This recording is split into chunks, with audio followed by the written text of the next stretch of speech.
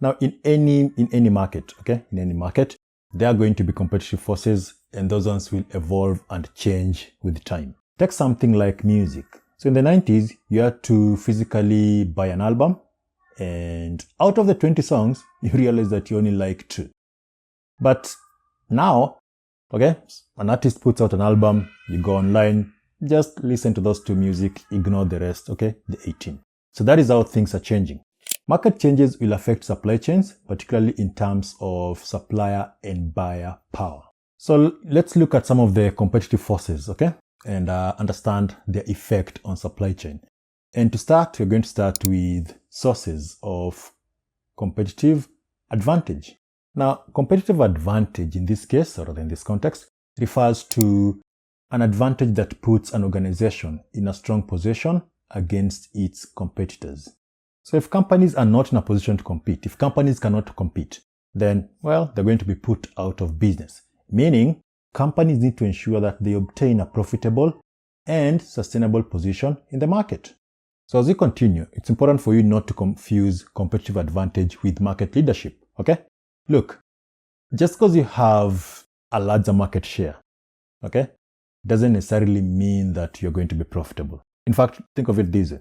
Let's say you have a YouTube channel, okay? And it has a number of subscribers. You have a lot of subscribers. And then someone else has a similar YouTube channel, okay? I mean, like in the similar niche. And they have few subscribers. So you have like 50,000 and they have 10,000. Now, it doesn't really mean that your channel is going to be more profitable than theirs, because it comes down to the strategy. What if all you're doing is producing contents and uploading them? While with them, they're not just producing content, they also have something that they're selling. So you have subscribers, they have subscribers, but their subscribers are also customers. Viewers are just viewers. So you see, in this case, they're going to be making more money, depending on whether those people buy the products or not, as opposed to you. So that's the thing. Advantage, okay, differs from market leadership, or competitive advantage differs from market leadership. It all comes down to competitive strategy. And so let's talk about the competitive strategy. And so according to Michael Porter, okay, there are 2 things that are going to be looked at when you're developing, or rather when you're selecting a competitive strategy. And in this case, the attractiveness of industry for long-term profit. And number 2, factors that determine relative competitive position within an industry. And so with that, okay, according to Porter, you end up with 3 generic competitive strategies. And in this case, we have cost leadership, we also have differentiation, and we have focus. So let's look at all that. With cost leadership, in this case, you aim to be producing at a very low cost. I mean, think of it this way. Let's say you're producing a product. Which product? So any product. Let's say you're making this stuff, whatever this is, right? And you're selling it for the same price. So maybe you're selling it for 500. Not that, but whatever. So you're making a product, you're selling it for $500. Your competitor is also selling it for $500, right? Let's say that's a standard price. But then it's costing you, say, 200 or 150 to produce that thing, while it's costing your competitor 300 to produce that thing. So the fact that you're producing yours at a low cost means that even if you sell it for the same price, you're going to make more profit. So in this case, your strategy is to aim at producing that thing at the lowest cost as possible. So in short, you aim to be a cost leader. That's the plan that you're going with. So how can company do this? Well, by pursuing economies of scale, by standardizing its products, or even by obtaining a proprietary technology. Again, you have to remember that it's not just about choosing one option, okay? It's about exploiting all the options that are available, okay, to you.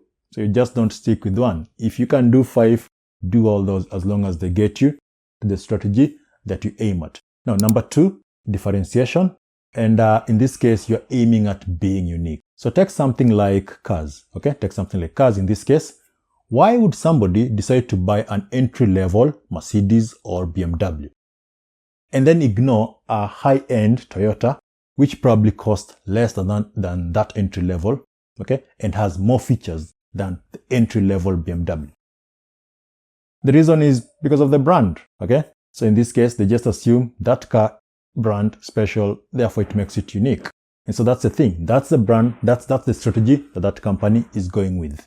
Due to uniqueness of product or services, the company is able to charge a premium price. Something else that you need to remember about differentiation is that it can be achieved by things like the product itself, its distribution to the marketplace, or its marketing strategies. Remember again that with differentiation, you can still focus on cost. You can still focus on reducing cost as long as doing that doesn't affect the uniqueness of your product. So it doesn't have to be like, okay, this product is unique, let's ignore cost. Not really. You can still aim at cutting the cost so that you can lead that way. But you just don't do that if you're going to sacrifice the uniqueness of your product. Now the third one is focus. So in this case, the company chooses a segment in the marketplace and focuses its strategy on that. And this can be done in two ways. Either, number one, cost focus, where a company seeks a cost advantage on its target segment, or differentiation focus, where the company seeks to be unique in its target segment. Now let's quickly summarize how procurement objectives come into play when you're talking about these three strategies. And the first one was cost leadership. So in this case, achieve high percentage of saving, that is reduce cost, improve economies of scale, okay? Also look for opportunities to source from low-cost countries. Now regarding differentiation, source for a supplier that is able to support the unique element of the product or service. Again, regarding something like focus, source for a supplier that is able to support the needs of the niche buyers. So again, that is just a summary, okay? There are more activities there are a lot of activities that you can take as a procurement professional. Now, the thing about competitive advantage is that it's not just those three. You can still have competitive advantage through things like human resource management, okay, staff and skill, organizational culture and structure, technology, also product and intellectual properties. That's the thing. If there is any question, let me know. And let's move on.